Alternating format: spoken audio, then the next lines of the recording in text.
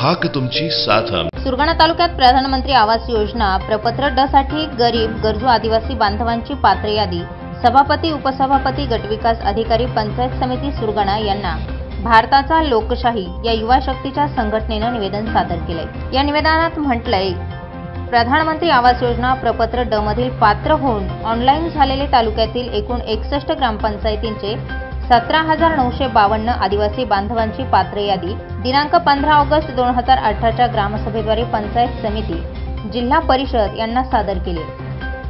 सदरील पात्र लाभार्थी यांच्या नावे आधार लिंक सुद्धा झालेले आहे। एवढे करूनही शासन पात्र लाभार्थ्यांवरती अन्याय करत आहे। पात्र झालेल्या सर्व लाभार्थींची घरोघरी जाऊन सरकारी कमिटी तपासणी करणार आहे म्हणून DYFY संघटनेने या तपासणी चौकशीला कडाडून विरोध केलाय।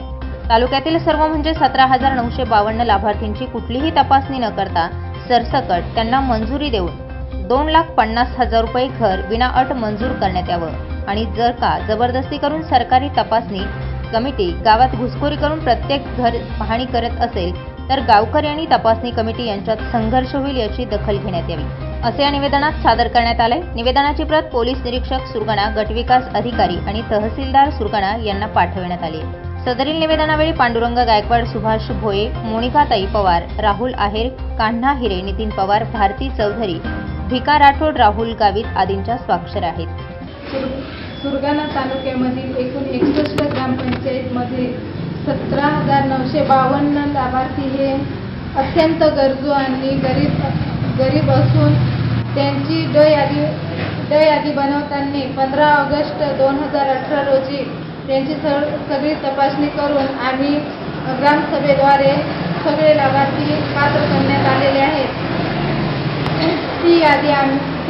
ती यादी पंचायत समिती आणि जिल्हा परिषदला पाठवलेली आहे आणि आता जर शासनाने जी चौकशी समिती नेमलेली आहे ते समिती नेमलेली आहे आणि त्यांनी जर सर्व पात्र लाभार्थी अपात्र केले तर आमच्या आदिवासी बांधवांना ते लाभापासून वंचित राहतील आणि त्यांना लाभ मिळणार नाही।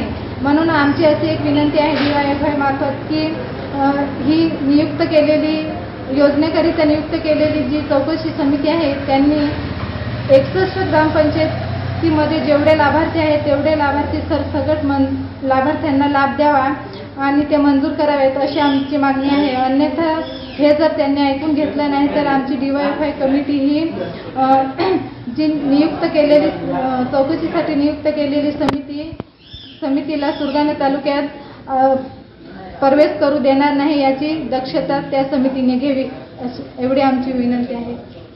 न्यूज G9 महाराष्ट्रासाठी प्रतिनिधी भागवत गायकवाड, सुरगाणा।